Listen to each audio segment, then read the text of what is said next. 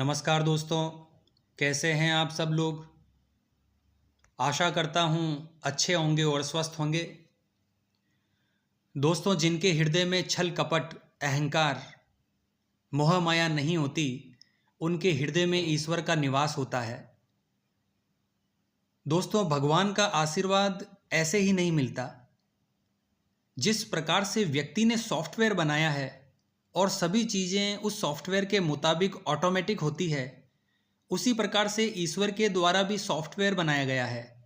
क्योंकि व्यक्ति जब सॉफ्टवेयर बना सकता है तो जिसने व्यक्ति को बनाया है, मनुष्य को बनाया है, उसने किस प्रकार का सॉफ्टवेयर बनाया होगा, आप ही सोचिए। और यह सॉफ्टवेयर हर किसी व्यक्ति के अंदर फिट कर दिया जाता है। दोस्तों, इस सॉफ्टवेयर के मुताबिक ईश्वर का आशीर्वाद आपके ऊपर तभी होगा जब आपके मन में कोई छल कपट नहीं होगा। लेकिन आपने देखा होगा दोस्तों, आजकल ज़्यादातर लोगों के मन में छल कपट भरा हुआ है। यानी जब कोई व्यक्ति खुश हो जाता है तो हम उसे दुखी करने की योजना बनाते हैं और फिर आप उसे दुखी भी करते हैं और फिर आप चाहते हैं कि आपके जीवन में अच्छा हो जाए। तो ऐसा कैसे संभव है दोस्तों? अगर कोई व्यक्ति है जिसके मन में छल कपट है, वह किसी का दिल दुखाता है, किसी को कड़वी बातें बोलता है, अपशब्दों का प्रयोग करता है, बड़ों का सम्मान नहीं करता और हमेशा यही समझता है कि भगवान नहीं है, मैं ही भगवान हूँ, और किसी के घाव पर नमक छिड़कने जैसा कार्य करता है। मैंने देखा है दोस्तों, कई लोग ऐसे होते हैं दुनिया में जो किसी की खुशियाँ नहीं देख पाते और वह जानबूझकर कुछ न कुछ ऐसी परेशानियां उस व्यक्ति के जीवन में लाते हैं ताकि उसे खुशी न मिल सके। लेकिन वो व्यक्ति ये नहीं जानता कि यह सारी चीज़ें लौटकर उसी के सामने आएगी।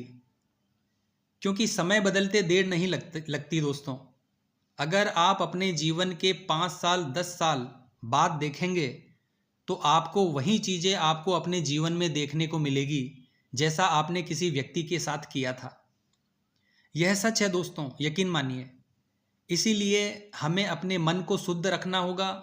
हमें कोशिश करनी होगी कि कोई व्यक्ति अगर दुखी है तो हमें उसे खुश करना चाहिए, उसे सांत्वना देनी चाहिए, उसे कहना चाहिए कि चिंता मत करो, सब कुछ ठीक हो जाएगा। लेकिन लोग उसे शांति नहीं देते, उल्टा उसको परेशान करते हैं। जैसे हमारे घर में होता है, सास में होता है, बहू में होता है।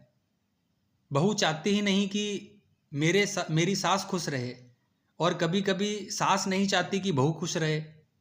बेटा अगर बहू के लिए कुछ लेकर आता है तो बहू को तो खुशी मिलती है पर सास को नहीं मिलती। वो ये सोचती है कि बेटा बहू का गुलाम बन चुका है, केवल इसको इसी की खुशी दिखती है, मेरी खुशी की इसे बिल्कुल भी परवाह नहीं है। और ऐसा ही बहुएं कभी कभी अपने सास के प्रति सोचती हैं। बेटा थोड़ा सा सास ससुर के पास बैठ गया, उनसे हंसी मजाक कर ली, अच्छी बातें कर ली, या उनके लिए किसी प्रकार की कोई चीज़ लेकर आ गया तो बहू नाराज हो जाती है। दोस्तों, यह बातें मैंने उदाहरण के तौर पर आपको समझाई है। इन चीज़ों को आपको अपने ऊपर नहीं लेना है, क्योंकि मुझे पता है आप ऐसे नहीं हैं। तो दोस्तों, अगर आप चाहते हैं कि आपके साथ अच्छा हो तो आपको सबसे पहले दूसरों के लिए कुछ अच्छा करना होगा। प्रकृति का नियम है दोस्तों, कुछ पाने के लिए कुछ देना पड़ता है। सभी व्यक्ति यह सोचते हैं कि पहले हमारे साथ अच्छा हो फिर हम अच्छा करेंगे, पर ऐसा नहीं होता दोस्तों। पहले तुम्हें कुछ करना पड़ेगा तभी आपके साथ अच्छा होगा। क्योंकि यह चीज़ आपके अंदर जो सॉफ्टवेयर डाला गया है ईश्वर के द्वारा, उसमें फिक्स कर दी गई है। तो अगर कहीं भी कोई व्यक्ति दुखी है तो आपको उसे खुश करने की कोशिश करनी चाहिए, उसके पास बैठना चाहिए, उससे अच्छे से बात करनी चाहिए। अगर आप उसके मन को खुश कर देंगे तो वह आपको अंदर से आशीर्वाद देगा, अंदर ही अंदर उसके मन से दुआएं निकलेगी आपके लिए और आप पर ईश्वर की कृपा होगी। और दोस्तों, अगर आप किसी के घाव पर नमक छिड़केंगे तो वह व्यक्ति दुखी होता है, और अगर आप उसे दुख देंगे तो उसके मन से आपके लिए बद्दुआ निकलेगी, जो आपको आगे चलकर बहुत परेशान कर सकती है। दोस्तों यकीन मानिए, कुल मिलाकर आप अगर यह चाहते हैं कि आपके जीवन में कुछ अच्छा हो जाए, आपका जीवन खुशियों से भर जाए, तो किसी भी व्यक्ति का आपको दिल नहीं दुखाना है और अपनी बातों से किसी भी व्यक्ति को परेशान नहीं करना है। और आपको सभी व्यक्तियों को जो आपके आसपास है उनको खुश रखना है।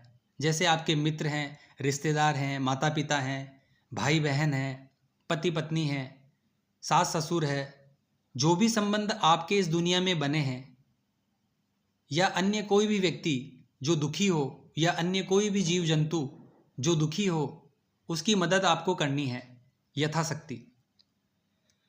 और कोशिश करना है कि उसे आप सुख पहुंचा सकें, क्योंकि किसी को सुख देने पर ही सुख मिलेगा और किसी को दुख देने पर ही दुख मिलता है। यही कर्म का सिद्धांत है। और कर्म नाम का सॉफ्टवेयर बनाकर आपके अंदर डाल दिया गया है, वो इसी प्रकार से कार्य करता है। दोस्तों मेरी बातें समझने की कोशिश कीजिए। दोस्तों आप अपने साथ कुछ भी नहीं ले जाओगे। बड़े बड़े राजा महाराजा, बिजनेसमैन इस धरती पर आए लेकिन खाली हाथ गए हैं। दोस्तों कुछ भी लेकर नहीं गए वो। बड़ी बड़ी हवेलियां, बंगले, मीनारें खड़ी रह गई, लेकिन व्यक्ति खाली हाथ ही गया है।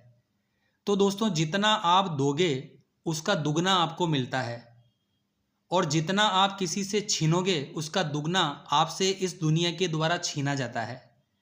कहते भी हैं दोस्तों कि बिन मांगे मोती मिले, मांगे मिले ना भीख।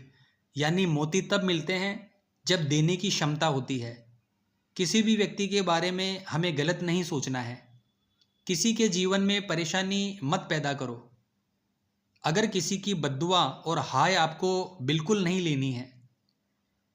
अगर आप इस प्रकार का कार्य करेंगे दोस्तों, तो ऑटोमेटिक ही सिस्टम के हिसाब से ईश्वर की कृपा आप पर बरसने लगेगी। यह छोटी सी बात व्यक्ति नहीं समझता है। दोस्तों अगर आप मेरे द्वारा जो बातें मैंने आपको बताई है आप समझ गए होंगे, तो आशा करता हूँ इस चीज़ का पालन आप अपने जीवन में अवश्य करेंगे। यकीन मानिए आपके जीवन में चमत्कार भी होंगे, आपका जीवन बदलेगा। दोस्तों क्योंकि जो व्यक्ति सभी का भला चाहता हो, सभी को खुशी देता हो, सभी का अच्छा सोचता हो, उसका बुरा नहीं हो सकता। दोस्तों जैसा हम देते हैं वैसा ही लौटकर हमारे पास आता है। यकीन मानिए दोस्तों, ईश्वर का सॉफ्टवेयर ऐसा बनाया गया है कि अगर इस सॉफ्टवेयर की प्रक्रिया को हम अच्छे से समझ लें और इस सॉफ्टवेयर के मुताबिक हम अपने जीवन को बदल लें, तो अपने जीवन को हम यकीनन सफल बना सकते हैं और हम अपने जीवन का कल्याण कर सकते हैं। तो आशा करता हूं दोस्तों आज की यह जानकारी आपको अच्छी लगी होगी। तो जय शिव शक्ति बोलना पड़ेगा दोस्तों। मिलते हैं इसी प्रकार की ज्ञानवर्धक वीडियो के साथ। जय मां अम्बे, जय श्री कल्याण।